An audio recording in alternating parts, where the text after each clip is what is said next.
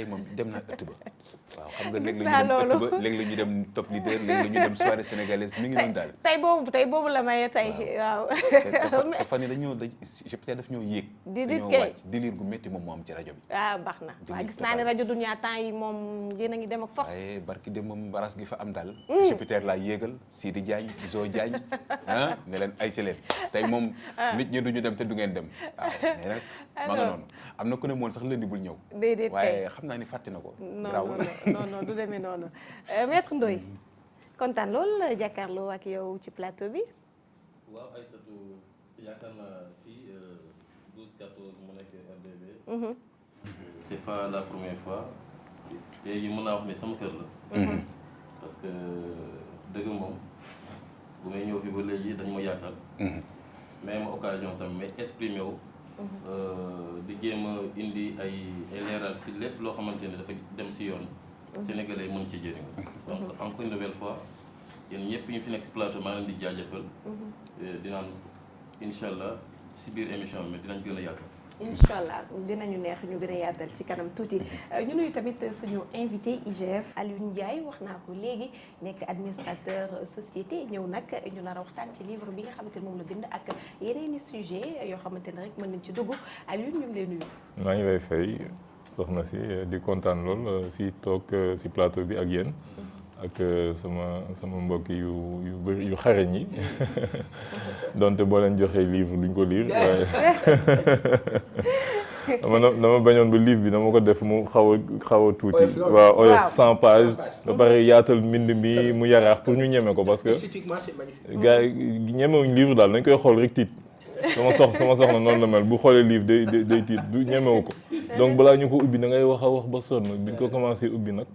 si nañuy kii daal mais xam naa ne Pape Assane comme moom macha allah xam naa ne jot na def rattrapage quoi. li mu sumb xëy na la àttanul ba voilà alors ñu daal di enchaîner ak actualité parce que nag daal di commencer ci le président de la République bi nga xamante ne dafa wax ne dafay dem fële ca UCAD tey jii nii la war a dem defi visite foofu gannaaw dernièrement bu mu fa mujjee dem mu am ay incidents yoo xamante ne amoon na fa bi la yoon mu nar a delluwaat fit gi ci président de la fit lañ ko mën a wax wala dafay wane ne étudiants yi peut-être gën nañ ko accepter peut-être après li nga xamante ne moom la fa def naka nga gisee. Cela fait 3 ans. bi mu fa demee léegi ñetti at ci ginnaaw bi mu fay dem nag contexte yi wute na. boobu contexte yi wute na pourquoi parce qu'il venait d'arriver. on va dire plus ou moins. et gis ne que jamono boobu université yëngu woon na bu baax et que ñu bëri kontaanuñu woon ci sa venue là-bas. alors contexte bi ñu nekk nag dafa nekk contexte boo xamante ni daanaka université bi xaw na calme tuuti. am na tuuti dal. te dal bi li ko indi mooy dañu nekk ci période boo xamante ni rentrée scolaire bi duggagu.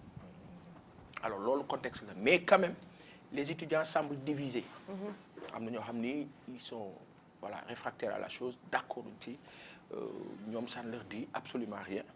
am na ñeneen ñoo xam ni ils sont en train de se mobiliser pour accueillir le chef de l'État.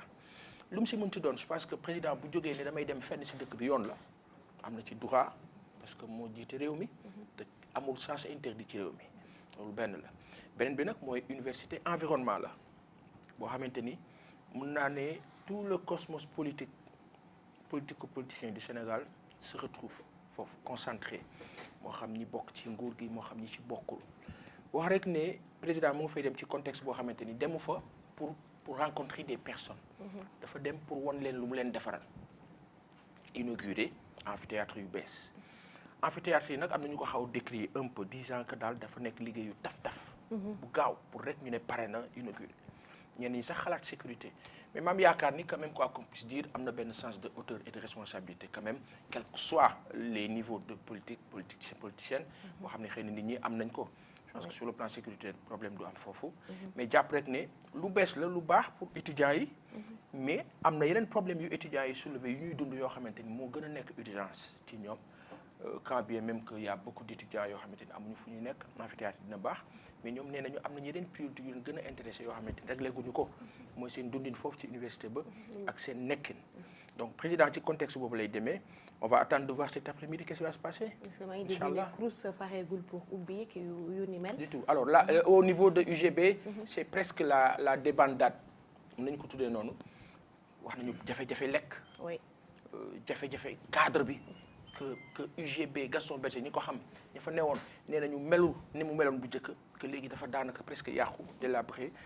yooyu ci la ñu nekk de sorte que étudiants yi ils sont plus dans le carcan de frustrés que beneen bi ci contexte boobu nag le président di demee foofu. est-ce que am nga impression ne visite bi moom mooy tane visite bi nga xamante ne moom la defoon en 2015. Je ne suis pas un devin pour xam ndax dina tane ou pas mais une chose est certaine contexte bi difficile woon. bu ko gën a difficile lay dem. différence bi rek li koy xaw a diluer peut-être mooy daf leen di exposer jëf amphithéâtre yi maa ko fi def donc loolu mooy nekk li nga xamante ni peut-être mooy téye affaire bi tuuti. peut-être à un certain niveau. à un certain niveau mën na soutenir affaire bi mais bien sûr am na lu ñu fi diggoon étudiants yi malheureusement gis nañu que yenn à un certain niveau engagement bi ça n'a pas été respecté parce que date issue bi ñu leen waxoon weesu na ba gars yi yëngalaat ci contexte boobu la dem mais benn affaire am na le président est sur sa logique de pré-campagne donc mu ngi teg ay pas yoo xam ni moom il faut que ma mepp ñii et aujourd'hui il a envie de séduire la jeunesse sénégalaise. Est-ce que dina ko réussir à l'université? On attend de voir. D'accord. Maître Madické Niang qui déclare sa candidature à la présidentielle loo doon xaar la paasan voilà. Quand il y a eu l'article de Libération semaine bële gannaaw bi président Abdoulaye Wade defee sa sortie contre Maître Madické Niang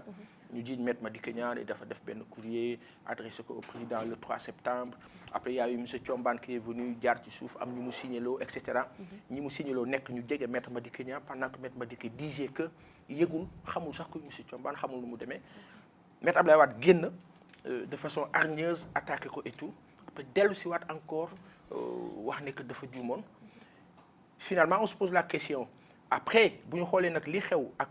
finalité bi nga xam te nee nañu Maître Madické dem na rencontré Wade ñëwaat na dem ci xalif bi suñu xalif bi ñuy ñaan mu yàgg fi te wér Serigne Mountakha génn nag léegi daal di wax ne dafay bokk daal di koy ñu dippee ko sax candidature parallèle. Oui. Une candidature parallèle qui semble bizarre. Soit tu es dedans soit tu n'es pas dedans lii ñu jiiñ ñoom Banda Diop ak ñoom Moussa Sy fële si taxawu Dakar la même chose semble-t-il moom la ñu jiiñ kii di Maître Madické Niang au sein du Parti démocratique sénégalais. Mais le fait qu'il soit parti, Maintenant am na ñenn ñu ne attention l'information il faut attendre la finalité parce que wóoru nekk effectivement dem na wóoru nekk et cetera est-ce que du stratégie encore pour presque ñu dugg ci benn camp mais je ne pense pas qu'à ce niveau-là ñu toll ci stratégie le PDS en tout cas le Parti démocratique sénégalais par le biais de son leader le président Abdoulaye Wade ils sont formels leur candidat reste Karim Meïssa Wade donc de A à Z mooy seen potentiel candidat. Disons que c'est la rupture. Qu'est-ce qui risque d'arriver selon yow parce que déggoon naa Farba Senghor à travers benn audio bu mu defoon muy wax ne bu présenter candidature ñu bëri ci Parti démocratique sénégalais dinañ topp Maître Madické. waaw il y a une part de vérité dans ça. dafa am ñu xam nga léeg-léeg mbir bu amee. kenn jiitu. bala ngay xam ñi ànd ak yow dëgg jafe-jafe taxaw mooy le recours de Karim Meïssa Wade a été voilà teg nañ ko de côté léegi nag li fi nekk mooy. Karim est-ce que dina ñëw nan lay ñëwee finalement du bokk dina bokk ñenn ñi seen xel di def ñaar te am na ñoo xamante ni aujourd'hui ils le disent pas en haut mais en coulisses ils ont envie de dire bah après tout bon s'il ne peut pas être candidat on a qu'à essayer de trouver quelqu'un d'autre mais ñi mun ko wax ci kaw ñooñu nag tey bu ñu amee opportunité benn Maître Madické Niang génn effectivement dañu am envie ànd ak moom mais lépp mu ngi dépendre ci doole bi Maître Madické Niang di wone xëy na bu wootee ci ay fan yu néew ndaje mbooloo taxaw ñooñu xëy na dañ leen fa séen nga xam ne dinañ mën dem benn par benn ñu am fit mais fi mu nekk nii ñu ci bëri si ñooñu ñemeeguñu góor gi affronter ko nii pour def loolu quand bien même que ñu ngi koy def ci suuf. Effectivement alors ñu daal di jàll ci beneen moom mooy tey 4 octobre qui marque l'ouverture des classes la rentrée scolaire tey lañ koy daal di amal pour élèves yi suñu bébé yeeg suñu xale yi. Paasan ban remarque nga ci def rek. xanaa ndox mi achetu il y a beaucoup d'écoles inondées. mu xaw a jaaxal ñu bare. Les gens se posent la question qu'est-ce qu'on va faire te taw bi pareegul. Qu'est-ce qu'on va faire et contexte bi ñuy demee mooy non seulement ndox mi mais jafe-jafe finance mooy que beaucoup de parents d'élèves ont des soucis pour dimbali seen doom ñu dem dugg ci école bi décemment. jafe-jafe la alors qu'est-ce qu'il faut faire la chose elle est simple mooy que ubbi tey jàng tey moom xalaatatuñ ko au même moment les enseignants menacent donc qu'est-ce que l'État doit faire lu dul ne calmer le jeu ci calmer le jeu bi en juste respectant un tant soit peu le minimum de ce qu'ils ont signé comme accord ils n'arrivent toujours pas à le faire man tey su fekkoon jege naa président de la République dama ne ko monsieur le président la première chose à faire pour soulager tout le monde nañu sunu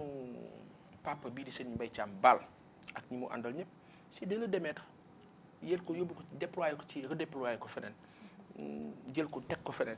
jël keneen koo xamante ni c'est un féru du corps professoral des enseignants qui le maîtrise koo xamante ni dina mën waxtaan ak ñoom pour ñu soulager tout le monde daal di indi lien bu bees un lien et un lien mooy que tey nit boo xamante ni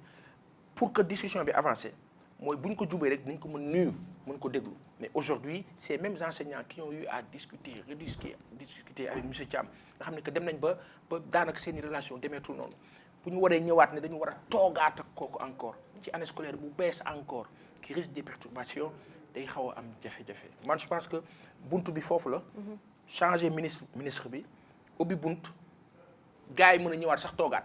pour ñu amaat espoir. Effectivement man ça me choque ci image yi vraiment de voir des écoles. C'est terrible. Des enseignants di ubbi di patauger ci ndox bi. C'est terrible. Ça quand même c'est insupportable à plus forte raison bu dee xale yi ñoom ñoo fa nar a dem ak risques yi nga xamante ne moom moo am ci ndox yëpp nañ ñu dimbali ci wàllu woowu quand même. Alors ñu daal di yàlla ci Augustin Senghor parce que moom daal di nay alerté mu mel ni pour une fois quand même daal di nay wax na loo xamante ne dafa jëm ci. Il a pris ses responsabilités. Voilà, pour quand même. Achetou, oui. Stade Léopold Sédar Senghor bi ma fay mujj matchu Sénégal loolu defe naa nous on était fi ñu newoon ci loge bi nii. On regarde mais on sait que stade bi dafa vétuste. Donc ça se sent c'est-à-dire que yow da nga fi nga toog xam nga ne que léeg-léeg ma ji xool affaire yi ma ne fii moom alors ci contexte boobu tribune découverte. Oui. am na ñu fa newoon je me rappelle bien ils disent que tribune bi dafa am ay fissures. te loolu dund nañ ko stade Demba Diop mu nekk lu doy waar lu ñu sàggane ba mu jur musiba bu ñu fa dund alors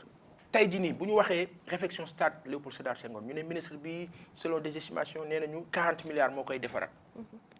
ma wax la fi bërki démb ne la stade bi ñu jox comme exemple muy le Havre di stade norme FIFA 13 milliards moo ko defar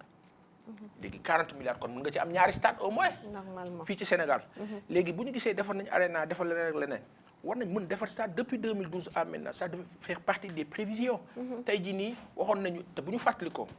je pense que y avait monsieur Faye Mbaye Faye di entrepreneur bu ñu joxoon réflexion yenn stades yi nekk fii Sénégal waroon nañu ay stade Alassane Djigo ak yeneen yu ñu ne defaraat nañ ko sauf que stadium yooyu yëpp presque daanaka pour nekkuñu ci norme FIFA norme FIFA mooy stade boo compétitif boo xamante ni mën nañu organiser une grande compétition internationale Sénégal ça veut dire que benn stade bu baax la ñu am bu ñu nee norme standard mondial la mooy stade de l'amitié stade Léopold Sédar Senghor te stade bi baaxatul léegi qu'est-ce qu'il faut faire c'est la question et Augustin aujourd'hui a des problèmes il a fait savoir disant que stade bi nekkul ci condition wu ñu war fa mën a def li ñu bëgg a def et aujourd'hui stade boobu lañu nar a football comme Soudan c'est un grand problème problème budget bi li ñu wax am na benn bizarrerie bu ci am bu ñu xoolee ni réfection building administratif c'est le même montant la ñu avancé foofu parce que au début c'était 13 milliards 17 milliards la ñu waaw waxoon. ñu dem 17 milliards 29 milliards 40. puis 40 milliards donc bu ñu jëlaatee même montant boobu moom la ñuy réfectionné waat encore stade Léopold Sédar Senghor y a de quoi se poser la question ban problème la ñu am ak les milliards yi ñuy wax donc jot nañu taxaw concernant nag li ñuy wax ni fissure am na béton dafa am nu muy liggéey dafa am attraction ak contraction donc ci ñaar yooyu muy liggéey mën nga am fissure fekk na wanewul ni wóorul C'est l'expert qui parle. waaw foofu wóorul parce que non c'est-à-dire béton moom mel noonu dafa am li ma la wax ni attraction ak contraction bi muy liggéeyee mën na dagg fekk daanu wut mais béton dafa am dose boo xam ne boo ko paasee foog mu wan la ay fissures mais fissures yooyu expert bu ñu ko étudier mën na bañ a nekk danger bu ñu ko étudier gis ni kat du danger mën nañ ko réfectionner mais quant à nag jël 40 milliards def ko ak ko xam luy milliards 40 000 millions vraiment fii ci Sénégal fu ñu ne ñu ngi koy def ci infrastructure y a de quoi ñu taxaw parce que nag plan yi mënta chéré noonu devis mënta chéré noonu te aussi bu ñu doon yëkkati aussi kër yi nekk ci alentour bi warta mën a chéré noonu nañ ñu dimbali ci dépenses yi ñuy def. Alors moi je suis choquée hein. Je me rappelle que du temps de Diouf xale la ñu woon mais je me rappelle bien qu'on parlait de millions.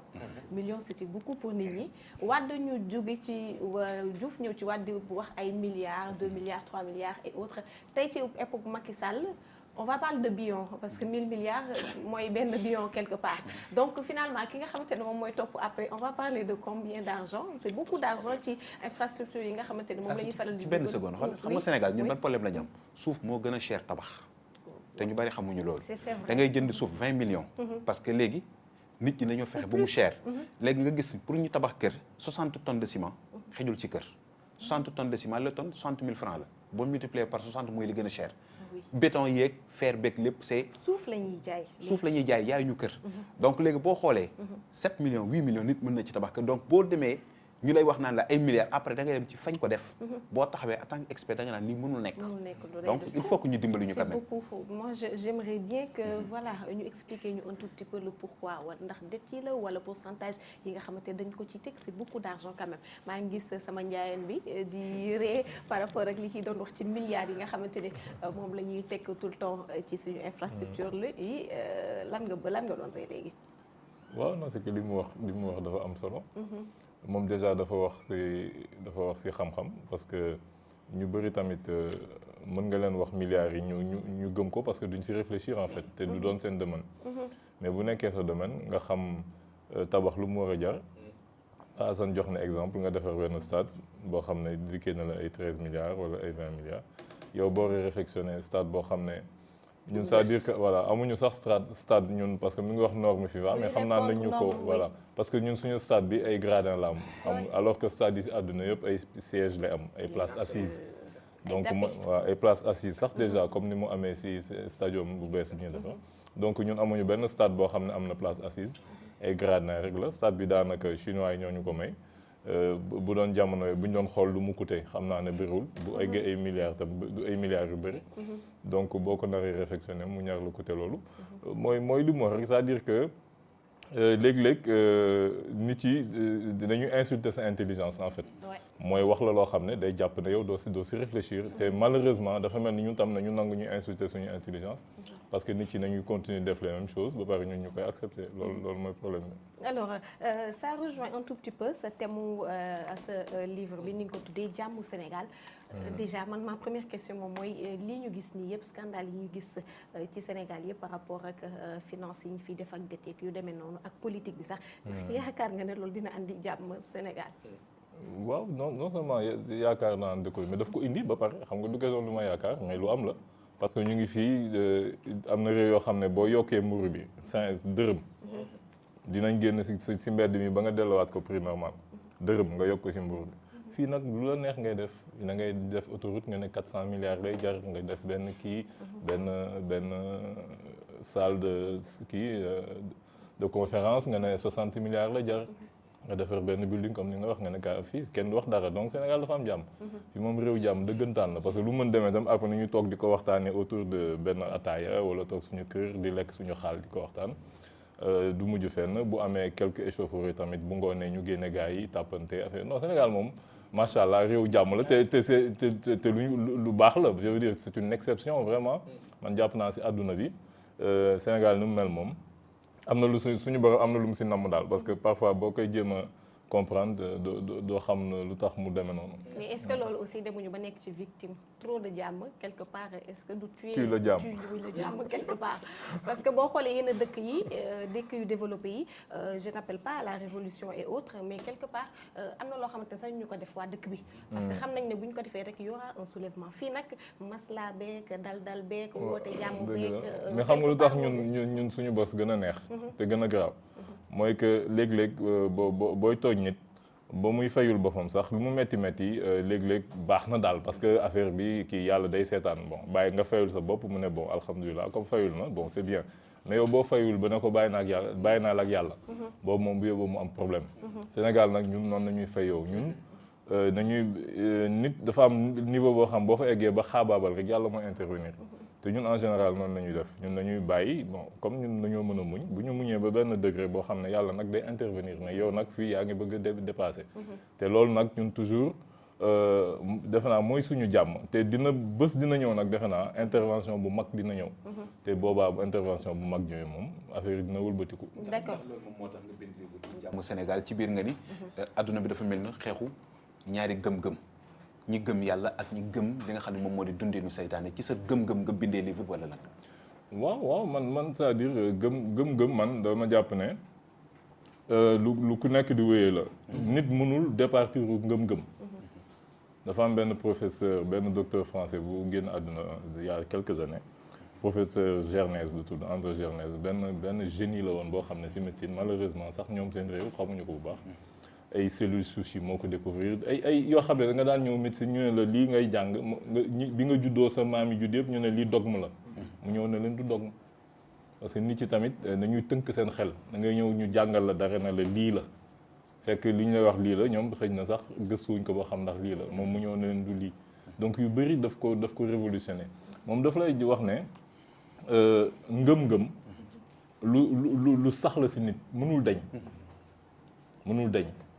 c'est-à-dire que fi religion di nekk fi gëm-gëm di nekk si doomu aadama dafay nekk si sa cerveau limbique boo xam ne da nga koy judduwaale da nga koy màggaale amul fenn si àdduna foo xam ne mës nañu noot nit ba dindi gëm-gëm si moom lu dul mu temporaire rek mu am benn pression sur le plan physique wala sur le plan même moral ñu gëm la mais bu da tegee tuuti rek nga gis mu ñëwaat parce que loolu dafa ànd ak nit ku la ne gëmul rek da lay nax parce que gëm na leneen dafay dindi gëm yàlla si yow dugal leneen léegi nag loolu yàllaa ko wax ñaari cas moo am camp seytaane ak camp yàlla. même athée yi ñi nga xamante ne. waaw na athée gëm na dara moom gëm na ñàkk gëm yàllam boobu am na ku ko gëmloo. c'est-à-dire que tëbul tëb rek ne athée la. c'est-à-dire moom dañ ko gëmloo ne ko yàlla amul ku ko gëmloo ne yàlla amul tamit moom am na lu mu ko gëmloo moom. waaw am na benn loo xam ne xëj na du la ko wax am na benn concept bu muy gëm. am na yeneen yu muy gëm mais toujours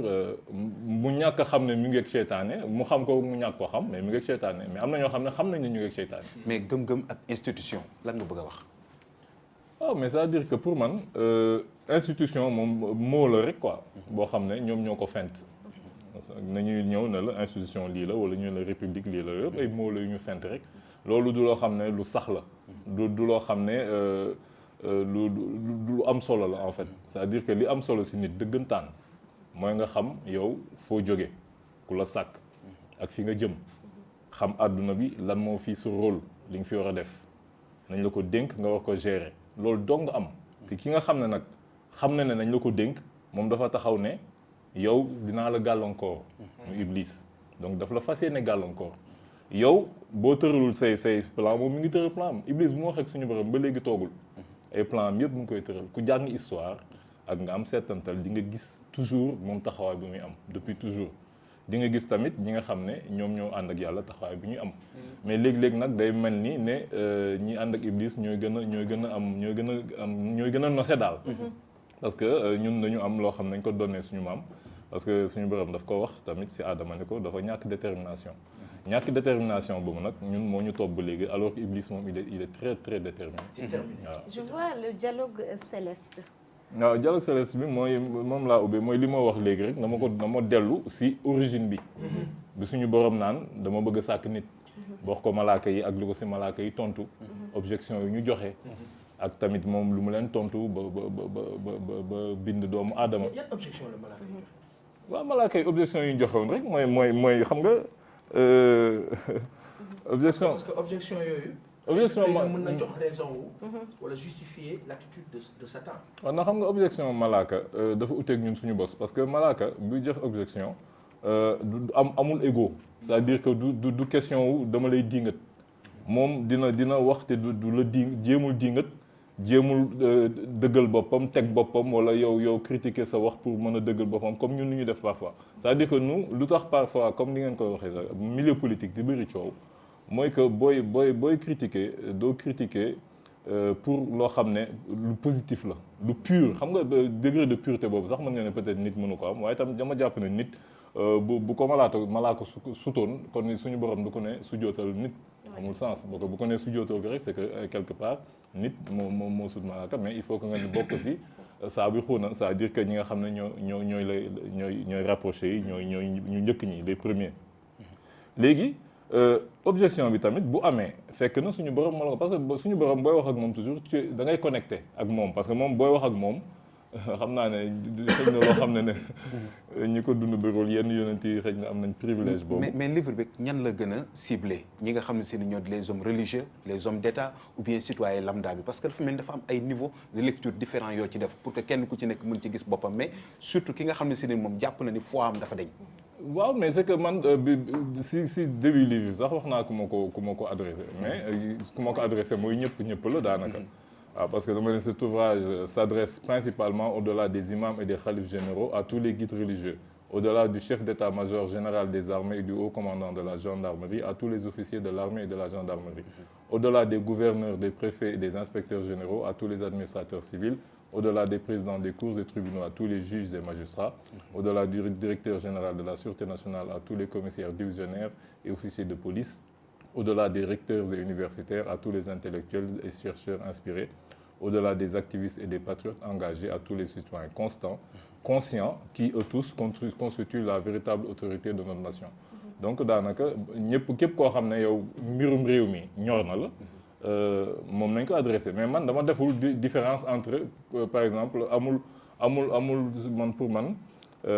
ñaari pàcc yoo xam ne bii ngëm-ngëm la bii xalaat la parce que ngëm-ngëm si boppam xalaat moo koy lal suñu borom du wax ak ku dul xalaat moom wax na ko moom toujours borom xel yi lay waxal te toujours mu ngi ñuy wax si alxuraan dee leen réfléchir dara bu amee da ngeen di réfléchir mais nag comme ni ma la wax na ñu yaree si paradigme bu iblisien satanique ba nga xam ne ñun nañu jàpp ne yàlla ay mbiram amul xam-xam mbiru yàlla amul science c'est-à-dire que xam-xam bu jotee rek da ngay teg fi la yàlla c'est-à-dire que même yenn université yi wala foo mënti dem doo boo waxee wax yàlla rek yow nekkatoo scientifique pour yow dootoo borom xam-xam doo intellectuel parce que intellectuel du si boole yàlla parce que yàlla du intellectuel yàlla du xalaat donc loolu nañu ko mooñee ba ñu màggaale ko te xamuñu ne amul benn vérité ni historique ni scientifique wax boobu dafa amul fu mu sosu boo gëstu rek xam ne lalul fenn mais boo yàggee nañ la koy gëmloo. ban jamono nga gis ni dañu war a préfacer livre bi ak kan moo ko def ndax problème Sénégal pour fu mu toll nii ñu bari dañu bind livre mais pour que ngay préfacer foog ñu jàpp borom tur la war a doon ku ñu xam la. man amuma préface man yooyu man na ma bëggoon dugg directement dans le vif du sujet parce que booy xool avant propos livre bi presque moitié livre bi la. moitié livre bi avant propos bi la ça veut dire que dugguma sax si li ma bëgg a wax. te avant propos bi dafa ma si lu dul rappel historique. wax africain fu mu jógee. depuis Nubie. wax liñ fi bàyyi comme vestige parce que nit tant que yaa ngi koy wax ne ko. yow ak ñëpp a yem wala yaa kii te joxoo ko tu n'as pas comblé le gap de connaissance parce que dafa am gap de connaissance boo xam ne boo ko connaissance yoo xam ne boo ko amul rek da ngay fëgg sa dënn mais gëm sa bopp rek moo fi nekk en fait mais xam sa bopp du fi nekk donc il faut que nga xam sa bopp ba pare soo ko mën a gëm li nga doon sinon da nga koy wax nii mais du am fu mu tegu loolu nag laa bëggoon nit yi am si benn idée de li fi jot a jaar Afrique lu ñu fi def depuis vraiment des millénaires et des millénaires boo xam ne lu wér la boo xam ne foo dem mën nga si teg sa bët doo xam ne c'est référencié donc loolu dina tax nit ki nga am foo sukkandiku pour xam ne yow da nga am xel comme ñëpp da nga non seulement nga am xel comme ñëpp mais yaa jiitu woon ñëpp sax donc boo demee ba léegi nga nekk ci ginnaaw c'est que y a une bonne raison et il faut essayer de voir lu tax quoi. D'accord alors am na chapitre aussi boo tuddee exécutif lan nga bëgg a wax foofu. waaw parce que booy xool surtout institutions yi lañ njëkk a commencé dama jàpp ne pour man ñun dafa am ay yoo xam ne nañ ko miin jàpp ne c'est constant dafa war a nekk fekk yoo xam ne dafa xaw a doon pour man ay anomalie la parce que même yaa ngeen di wax sànq affaire u parti politique yi xam nga coow yooyu dafay bëri ay réew yoo xam ne toujours même coow yi moo fi nekk tout le temps parce que nañu jël nañu wax ne réew kenn du ko pàccoo nañ koy pencoo alors que ñun vraiment suñu suñu base les fondamentaux mooy da ngay pàccoo réew mi mooy que kii day ñëw ne fii laa bokk kii ñëw ne fii laa bokk loo xam ne ñu ñëpp ñoo ko bokk donc waa ji nga xam ne yow mosoo ko xamoo ko sax ñu bëri ñi taxaw fii ne fal leen man mosuma leen gis ñu ma si mos a taxaw gis de visu yi defe naa mën nañ leen wàññi da nga leen di gis si télé bi nga leen di gis de loin ku nekk même chose lay wax parce que tamit même quand on dit il faut donner un programme mais ban programme ngay waxati si de développement vraiment je veux dire que c'est am na yoo xam ne voilà exactement c'est des lieux communs quoi parce que ñëpp xam nañ ñi nga war a def pour développer c'est-à-dire on ne réinvente pas la roue donc wax ay affaires yu programme yooyu yëpp pour man amul importance parce que développement dafa naturel développement moom ak màgg moo yem tant que amul loola gàllankoor na ngay màgg kii waxoon na ko Nelson Mandela ne pauvreté c'est pas naturel dañ ko provoqué foo gis pauvreté dans le monde c'est provoqué mais en tant qu'écrivain ban lecture ngay def ci Sonko jëm ci li nga xam ne si moom moo di parrainage pour wut ci taataan baatu askan bi mu jiital benn livre ne lii moom mooy son programme def ko ci bind en tant que bindkat. waaw xam nga yow boo jàngoon téere bi di nga xam ne man genre question yooyu du ma ko bëgg a tontu. parce que pourquoi parce que mooy nañ lay fekk benn train boo xam ne dafa jëm si benn kàmb. ñu ne la yow da ngay dugg si train bi ànd ak moom jëm si kàmb gi léegi nag yow loo xalaat si vitesse bu mu war a daw ak ban vitesse lay duggee si kàmb gi xam nga man doolu du ma si dugg parce que ma naan ne man sama principe mooy train bi nañ ko war arrêté dëpp ko donc du ma nangu di dugg di discuter si vitesse bu mu nar a duggee ci kàmb gi ak ñaata nit ñoo nar a dee voilà ak yooyu xam nga yooyu pour man dañu juutu on marche sur la tête il faut que ñu redresser wu mooy que xam ne réew mi ñëpp ko bokk donc il n'est pas question de fi def ay partis politiques pourquoi waaw oui parce que pour man parti politique si boppam mooy aberration mooy que dama décider ne man sama groupe lay àndal bu ñu jëlee le pouvoir suñu objectif c'est déclaré mooy prendre le pouvoir et le conserver loolu mooy seen objectif bu ñu ko jëlee tamit lan mooy seen li ñuy njëkk a def ñoom ñëpp mooy damay massifier baat boobu da nga koy dégg mooy que damay fexe sama kii nu mu amee doole pour mu mën a conserver le pouvoir sama gars yi bu ñu nekkul à niveau ma jëm leen mettre à niveau bon bu ma jàppee ne mise à niveau bi tam dafa nar a yàgg loolu moo am qu'est-ce que je fais le corollaire c'est la transhumance dem débaucher ñi nga xam ne ñoo gën a jàpp naa ne xarañ na ñu ñëw te ñoom tamit loolu da leen di gënal parce que toujours bëgg nañ nekk mais on s'en sortira pas loolu la tubaab bi wax le mythe de Sisyphe mooy damay jàpp xeer bi yëgal ba ci kaw bu ma yëgalee ba ci kaw ma bàyyaat ko mu daanu ma jàppaat fii duñ ci génn à la place quelque part sa vision ci wàllu boobu la. waaw man xam nga man sama vision moom laa wax ci biir mooy que man approche ascendante laa gëm pas descendante mooy que suuf jëm kaw man suuf jëm kaw laa gëwuma kaw jëm suuf jëm kaw mooy la waaw non suuf jëm kaw sax mooy que nit ku nekk ki nga xam nga mën a fal ki nga xam mooy ki nga dëkkal nga xam ne yaa ngi di bokk léeg-léeg di dem jàkk ñi dem jàkk wala ngeen dem église wala ngeen bokk fi ngeen di daji say xew bu koñ bi dara amee mais kii xam nga ko man koñ bu nekk nit ku nekk dina xam koo xam ne man kii gëm naa ne bu yoree affaire bi mais dina dox ngeen commencé désignation yoo xam ne du doon élection parce que man li ma gëm mooy li suñu di yonte bi wax sallallahu alayhi wasallam yonte bi def ne ñun duñu fal koo xam ne dafa laaj nguur ak koo xam ne da ko mu ngi kër pour jot ko loolu hadis bu wér la mu ngi si Bukhari mu ngi si Muslim ak lu ñu si mënti wax donc suñu passe-passe déjà mayuñu nga taxaw naan mana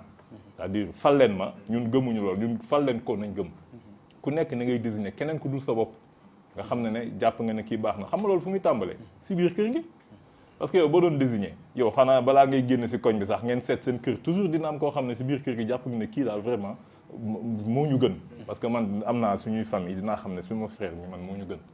donc kii bu ñu doon désigner moom la ñuy désigner te moom tamit ñeneen kër yi bu ñu désigner ki nga xam ne moo gën si ñoom tamit dinañ xam ne au moins lii génn si quartier bi ce sera le meilleur du quartier boo jàppee ne dans le Sénégal il y a 15 000 de quelques quartiers et villages donc ñooñu bu ñu génnee dinañ mën a falante seen biir nag à partir de loolu ñu def ko indirect c'est-à-dire que ñoom 15 900 et quelques yooyu ñu fal ñi nga xam ne ñoom ñoo nar a nekk ci gox yi mooy communes yi donc il y a 557 communes ñooñu tamit à partir de là ñuy fal ñi nga xam ne ñoo nar a nekk ci département yi communes yi ñooy goxaan département yi ñooy gox yi donc il y en aura 45 mooy mujj 45 yooyu ñoom ñooy nekk le kii ci sa wax ñooy nekk parlement bi mooy ngumbalaan ñoom ñoo fay nekk c'est même pas la peine ñu fay nekk de manière pérenne parce que ñoom ñu ngi seen gox yi di liggéey mais bu ñu waree dem plénière ñu dem siéger te ñoom seen biir mën nañu fal ki nga xam ne mooy doon njiitu réew. sa wax gëm-gëm da ciy génn ndax. aujourd'hui il y a une pensée pour nga nekk di développer nii. Ça veut dire que da nga bëgg ñu repenser la chose politique au Sénégal. waaw mais c'est-à-dire que lépp loo gis mën na il faut que mu am fu mu tàmbalee parce que mën nga ne gisuma ko fenn mais fekk na gëstuwoo fépp sax déjà parce que ñun yi gën a médiatiser ngay xam si réew yi mais am na si réew yu nekk ak seen système mais dama bëgg xam ne comme ñun Sénégal nañu xam te comme ñun Sénégal am nañ cette particularité là yaa ngi koy wax au début ñun am na suñu particularité donc mbir mi jàpp ma ne jafe na parce que comme je te dis lu juutu da nga koy wëlbati rek boo ko wëlbatee affaire yi dafay jaar yoon parce que pour man Sénégal ñu ko war a defar ñëpp ngi fi ñu war a tax Sénégal dox ñëpp ngi fi te man dama jàpp sax plus loin que réew mu nekk am na potentiel bu ko war a mën a permettre mu développer réew mu nekk am na en son sein le potentiel bu koy tax a développer maintenant nag li am mooy ñi ko jiite ndax am nañ bienveillance boobu. bienveillance parce que mu am solo parce que tant que amul bienveillance yow boo ñëwee li ngay njëkk a xalaat mooy nu may def ba parce que tamit il faut pas ñu fàtte ne nit ñëw ku nekk da nga am sa sëriñ yow bu dee yow comme li ngay wax sànq sa gëm-gëm na nga ko fi bàyyi uti gëm-gëmu keneen rek ngay doxal. boo fi bàyyi xalaatu Umar bin Khattab radiyallahu ta'ala anhu ki nga xam ne dafa législateur la woon bu mag il a légiféré loo xam ne ba léegi sax tubaab yu bëri nañ koy appliqué boo ko fi bàyyee mais Machiavel ngay jëli xalaatu Machiavel ngay jël te xalaatu Machiavel mooy nu may jaaree sama kaw askan ba lu ma bëgg ma am ko léegi nag ñëpp lu ëpp si politique yi loolu mooy seen gis-gis nu may def man ba li ma bëgg rek ma am ko jaar sama kaw askan ba pare li ma bëgg ma am ko ba pare askan wi toujours na ma ko war a maintenir dans cette précarité dans cette pauvreté là dans cette quête de dépense chaque jour ba nga xam ne du tal lu may daanelee du tal nu muy réfléchir si li may def du tal compter milliards yi ndax milliards yi dëggantaan dugg na fi wala yooyu ba pare bu ma ñëwee ëllëg di ko laaj tam samay voix dinaa fexe lu ma am as tuut jox ko mu fal ma. c'est-à-dire que ni laïcité bi dañ ko war a xoolaat wala ñu créer république islamique selon sa pensée. non xam nga déjà ñaari da nga fi wax ñetti baat sax da nga wax laïcité wax république wax islamique bu nekk dafa chargé. naa la adduna bi dafa am lu ñuy wax nominalisme mooy que da ngay fexe tur bu nekk nga jox ko benn charge boo xam ne buñ ko tuddee rek xel yi day dem si dara fekk xëj na parfois sax du tekki loolu. man laïcité ba léegi xamul lu muy tekki man loolu du jéem ma sax réfléchir. benn kii la diine bu fi nekk la rek. boo xam ne comme yeneen diine yi la mais diine la boo xam daf ñun noot ñu imposer ñu ko te ñun gëmuñu ko ñun duñu ay laïc ñun du suñu religion fii ay chrétien laa fi xam ay musulman peut-être am na ay juif peut-être man wóoruma mais yooyu moo fi am ak ñoo xam ne peut-être ñu ngi si ay religion traditionnelle mais gisuma fi ku nekk si religion laïcité te pourtant dañ ñu ko imposer mooy suñu diine suñu réew Sénégal si diine boobu la nekk mais Sénégal yi nekk ñu si boobu diine république même chose république daanaka laïcité bu dee diine république yàlla la yàlla c'est-à-dire que da nga naan man yàlla république laa gëm toujours nga gis ko fëgg dënnam ne man républicain laa yàlla bii laa gëm parce que nañ leen ko fi teg yàlla boo xam ne dafay santaane di wax defal lii da bul def lii nga yow nga gëm ko donc même chose islamique tamit dafa vaste xam nga islamique diine la boo xam ne ñëpp yonent yëpp la ëmb depuis Adama ba léegi donc du yonente yàlla Muhammad sallallahu alayhi wa sallam moo indi islam donc boo gisee ñu jël benn groupe jël si ay def si ay mercenaires ak ay lijjantikat groupe bi ñu tuddee ko état islamique nañu bëgg a chargé terme bi ba nga xam ne léegi ku tuddati islam wala état islamique sa xel si Daesh lay dem mais loolu ñoom ñoo ko toggee noonu waaw te defin bi tamit comme ni ma la wax isbu seytaane nañu nose fexe nañ ba non seulement boo ne islamique ñu ne Daesh fexe nañ ba boo nee Allahu Akbar si avion sax avion bi dañ koy wàccee tout de suite avion bi dañ koy wàccee si aéroport génn waaj parce que Allahu Akbar mooy koo xam ne bu ko waxee rendi moo si topp day ñëw si télé bi ne Allahu Akbar rendi waaj wala rendi benn liir léegi xam nga loolu programmation mentale la ba nga xam ne yow da ngay ragal tur boobu donc ñun ñoo ko seetaan ñun jullit ñoo seetaan ba ñoom ñu toll foofu léegi Sénégal l'islam confrérique la ñu am waaw mais xam nga ñun man sama livre bi boo ko kii man dama ne ñu dellu si paradigme théiste c'est-à-dire que mooy loo xam ne dañu ne yàlla moo nekk au début à la fin te ku ko deful da nga ingrat parce que yàlla tam mënu laa sàkk wax la defal lii yow nga bàyyi ko fi tey topp keneen ku la sàkkul mais est-ce que am nga aujourd'hui une image figée sur ki nga xamante ni yaakaar nga ni tey mën nañu génne wala aider à génn ci contexte bi ñu ne parmi tous ces en tout cas non encore une fois train bi dugg di jëm ci kàmb bi bu ma si laaj c'est-à-dire que yow bu ma laaj si train bi nga xam ne mu ngi jëm si Cambérène. donc yow système bi. waaw man loolu ay ñooñu yooyu je xalaat man. doo voté. non xalaatuma ko xaw ma sax ndax élection dina am wala du am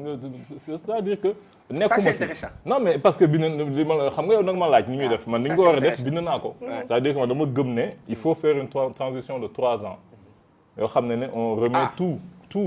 ça à plat ñu defaraat suñu réew nga xam ne bu ñu si jógee si transition bi ki nga xam ne dañ ko fal si processus de désignation bi ma la wax bu jëlee réew mi moom dina ko mën a doxal ba pare man gëmuma ak chaque 5 ans 6 ans 7 ans parce que sinon chaque ay ku ñëw changer sa constitution xam nga ñun ñi fi xaw a nekk génération 88 fekkee nañ fi Abdou Diouf mu jëlee affaire bi jëlee ko 5 ans yóbbu ko 7 ans ñu fekk Abdoulaye ñu jógewaat ko 5 ans yóbbu ko kii Macky Sall jógewaat ko kii bi yóbbuwaat ko tu vois affaire yi ku nekk bu ñëwee dina ne man sax 5 ans bu Macky Sall bi kii wu ma dama koy changer defaat ko 7 ans donc on va pas s'en sortir loolu bu amee man li ma gëm man mooy ma nekkoon russe Poutine di doxal bëgguma mu jóge fi tant que mi ngi nekk non seulement mi ngi doxal mais tant que physiquement ak intellectuellement il est apte mooy que ñun dañu jël âge boo xam ne ñu jàpp ne mooy âge de retraite tant que retraite jotul na fi nekk bu ma nekkoon Rwandais man bëgguma Kagame jóge fii mu ngi doxal nañ ko bàyyi mu doxal man loolu laa gëm président de la République boo ko falee bàyyi ko bu mu de retraite bu fekkee mu ngi doxal. non mais ça veut dire que y a des am nga ay méthodes de destitution mais je veux dire que il faut que mu doon lu wóor parce que bu wóorul tamit toujours nit ki dina fexe ba di nga am ñoo xam nañ la contre c'est pas parce que am nga ñaari nit ñu la contre wala même 30% contre nañ la que nañ la war a tere nga liggéey il faut que mu doon mécanisme bu wóor comme États-Unis am na destitution waaw ni ñu koy defee yëpp man bon bind naa ko nag yaa téere bi il faut nga nangu ko lire waaw mais li ma gis man c'est-à-dire que comme la question que tu poses mooy que inversion boo gis dafa am axe d'inversion man axe d'inversion bi dama ko définir jàpp naa ne axe d'inversion ku discipliné moo ko mën def ñaar laa jàpp ne ñooy axe d'inversion bi pour man mooy armée ak jigéen ñi parce que pour man dafa laaj discipline boo waree wëlbati parce que wëlbati bi dafa laaj vraiment ñoo xam ne dinañ mën doxal armée lu ma gis ne seen technocratie lépp ngi ci am na ay communicants am na ay juristes am na ay managers am na ay médecins am na lu ne donc ñoom boo leen jëlee nga jox leen direction yi toutes les directions yi nga xam ne mooy les directions à l'intérieur du gouvernement les directions des sociétés ñoom dinañ mën a redresser mbir yi côté boobu ba pare dinañ mën a jàngale bien que administration bi sax ba léegi am na si de grands administrateurs yoo xam ne méthode xam nañ ko bu baax comment ça fonctionne et tout mais ñoom dinañ gën a mën di leen teg si yoon boobu beneen bi mooy au niveau des mairies man mairie dama bëgg ñu jox ko jigéen ñi nga xam ne bu ñu defee délégation spéciale yëpp ñu jox ko jigéen ñi parce que jigéen ñi am na côté boo xam ne non seulement ñoo gën a discipliné mais ñun ni ñu leen ëppee doole nañ ñu ëppee xel loolu moom dëgg la ni ñu leen ëppee doole nañ ñu ëppee xel dañu bañ sax ba ñoom seen xel da leen muur moo tax parfois ñuy xaw a kii mais am na âge boo xam ne bu ñu fa nekkee parce que peut-être au-delà de 35 jëm yooyu di nga xaw a am ay conflits d'intérêt parce que doom yi màgg nañu yu bëri de mais am na avant âge boobu lépp loo xam ne mën nga ko def parce que gestation si boppam yàlla jigéen la ko dénk donc lépp loo xam ne dafa nekk en gestation boo ko joxee jigéen ñi ñoo koy teg ci yoon man loolu laa gëm. mu nekk lu am solo mais gis naa ci tamit kon da ngay féliciter la nouvelle mairesse de Dakar. waaw man dama affaire bi sax daf ma xaw a kii ma ne tiens mais tu sais que baatu ndey ji réew maire lay tekki. exactement ndey ji réew te pourquoi ndey ji réew kenn newul bàyyi réew. ñun loolu dafa yàgg si ñun. dafa yàgg si ñun. ba pare booy xool maire M-A-I-R-E ak maire M-E accent grave R-E ça colle parce que tubaab tamit dafa am nu ñuy bindee mooy ak yenn étymologie yi mën na dériver de ça ba pare ñu changer orthographe bi. homonyme alors maître Ndoye une remarque par rapport ak yaakaar naa document scientifique bi c'est important sànq bële maa ngi leen di suivre si explication et développement bi mais am na fenn foo xamante ne man ànduma ci surtout bi ngay développer le fait qu'aujourd'hui ñu def table rase lépp loo xamante ne dafa dem ci état pour teg fi leneen lu bees c'est possible mais fu ma gën a d'accord les ci yow mooy bi nga waxee ni par exemple affaire armée tous ceux qui sont au niveau de l'armée ci wàllu gestion bi ñu jox leen tout ce qui est direction ainsi de suite tout ce qui est donc ministère maintenant pendant la transition bu ñu paree ñu delloo observation la def